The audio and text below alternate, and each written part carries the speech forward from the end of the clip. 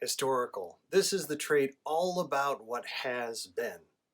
And it's interesting, if you're strong in historical, you probably can know this about yourself if you reflect back on your own personal history, that whenever you're brought into a new concept, something in school, or maybe someone wants to teach you a new game, you might feel a little bit inadequate, really uncomfortable, where you're like, I don't feel like I'll really have a good time if it's too new.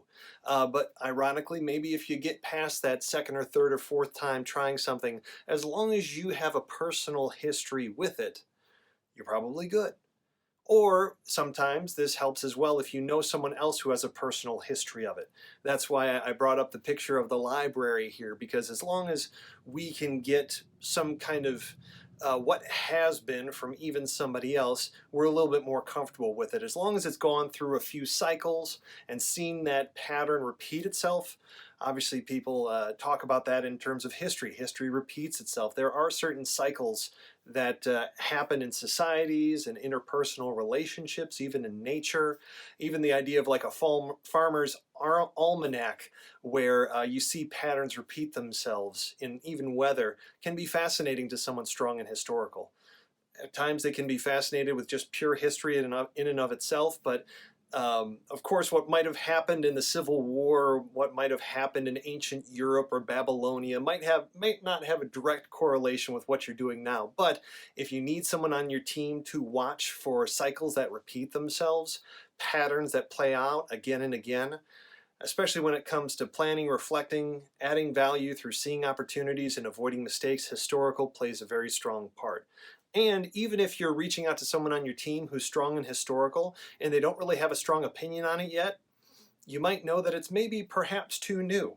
That if you don't have the resource to kind of bet off of your excess, if it's a resource that you need, whether it's your time, talent, or treasures, uh, if something needs a lot of effort and it's more new and there's not really a strong history of it, it doesn't mean that that opportunity isn't a good opportunity, but it's a little bit more of a risk.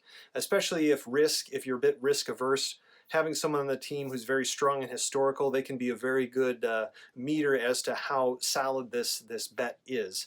They might be very creative, actually, even if they haven't seen, especially if you have someone who's historical and interpretive, where they can see the connections in things.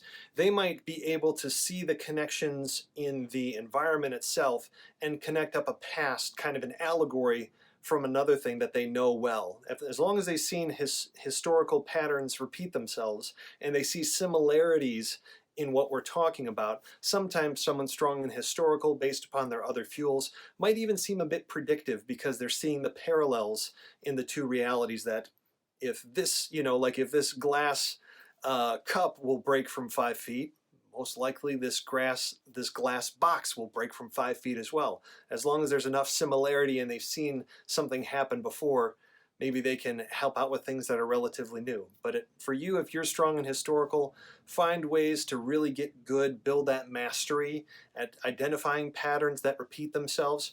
And even if you don't have something like interpretive to connect it to other things, maybe partner with someone else who can help you see the parallels in other things that you're already familiar with. But thanks for having your historical, and definitely bring it to the team.